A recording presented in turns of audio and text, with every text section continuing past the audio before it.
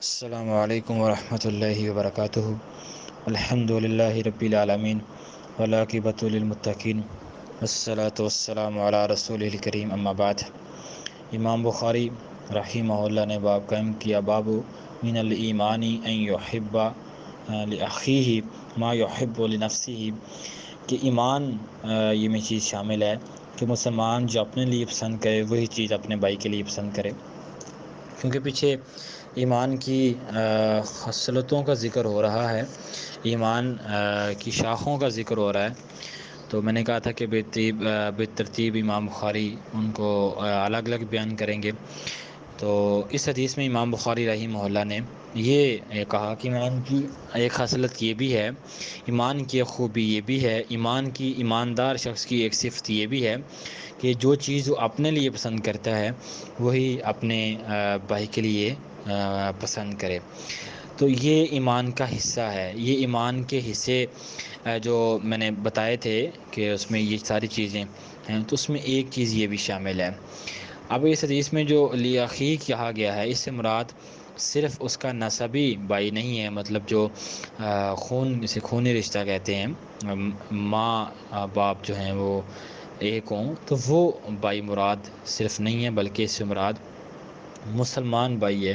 جیسا کہ قرآن میں بھی کہا ہے نا، انما المؤمنون اخوہ، کہ مسلمان آپس میں بھائی ہیں۔ تو اب یہ جو بھائی کہا ہے مسلمانوں کو، اس سے مراد وہ بھائی ہیں۔ اب اس حدیث میں ایک اور جو ہمیں بات سمجھ آتی ہے، بعض لوگ یہ اعتراض کر سکتے ہیں، یعنی کہ جو چیز میں اپنے لیے پسند نہیں کرتا اور وہ میں لوگوں پسند کرتا ہوں اور میں دوسروں کے لیے بھی کروں، اس کا مطلب یہ ہے کہ اگر کوئی بندہ کہتا ہے کہ بھائی میں، ایک بندہ شراب پیتا ہے یا ایک بندہ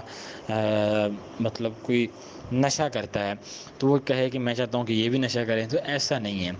بلکہ جو نشہ کرنے والا وہ چیز تو اس کے لیے خود ایک مضر چیز ہے، اس کے لیے نقصان دہ ہے، اس کے لیے حرام ہے، تو وہ اس چیز کو کیسے کسی دوسرے مسلمان بھائی کے لیے پسند کر سکتا ہے؟ قطعاً نہیں کر سکتا۔ اس کا مطلب یہ ہے کہ جو چیز آپ اپنے مسلمان بھائی کے لیے پسند کرتے ہیں، وہی جو خود کے لیے کرتے ہیں وہی بھائی کے لیے کریں، اور جو چیز وہ آپ اپنے لیے ناپسند کرتے ہیں وہی چیز آپ اپنے بھائی کے لیے بھی ناپسند کریں۔ یہ نہ ہو کہ ایک چیز آپ کو تو ناپسند ہو لیکن آپ دوسرے کے لیے بارے میں یہ ذہن بنا رہے ہوں کہ میں اس کے بارے میں یہ رکھتا ہوں ذہن، تو ایسا نہیں ہے۔ جو چیز آپ کو خود پسند نہیں ہے تو اس کو آگے دینے کا یا آگے اگلے بندے کے بارے میں سوچنا جو ہے، یہ بھی ایمان میں شامل نہیں ہے، بلکہ ایمان یہ ہے جو چیز خود پسند ہو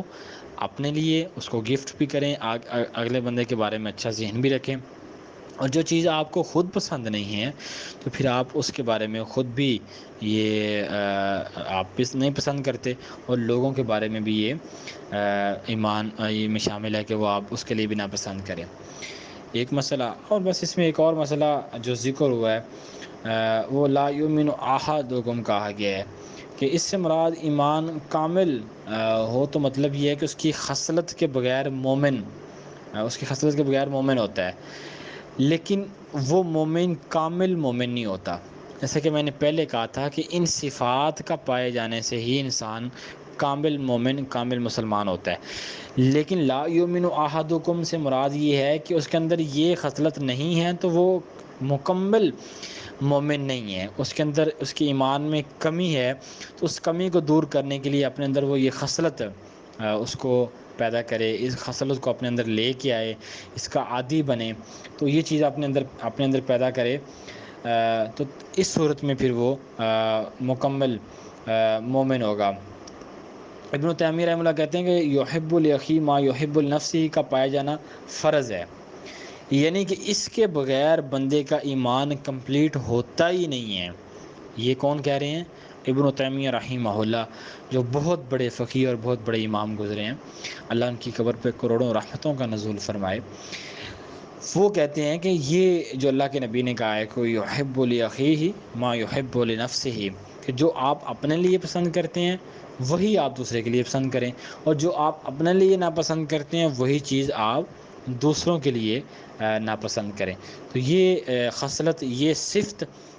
صفت جو ہے اس کا پایا جانا ایک بندے کے اندر ضروری ہے۔ اگر یہ ہوگی تو انسان کا ایمان کمپلیٹ ہوگا، ورنہ انسان کا ایمان انکمپلیٹ ہے تو اللہ کے ہاں وہ مقرب یا مقربہ نہیں ہو سکتے جب تک ان کے اندر یہ صفات نہیں پائی جائیں گی۔ تو اللہ ہمیں ان صفات کا متحمل بنائے اور ہمیں صحیح معنوں میں اللہ کا مقرب بنائے، آمین یا رب العالمین۔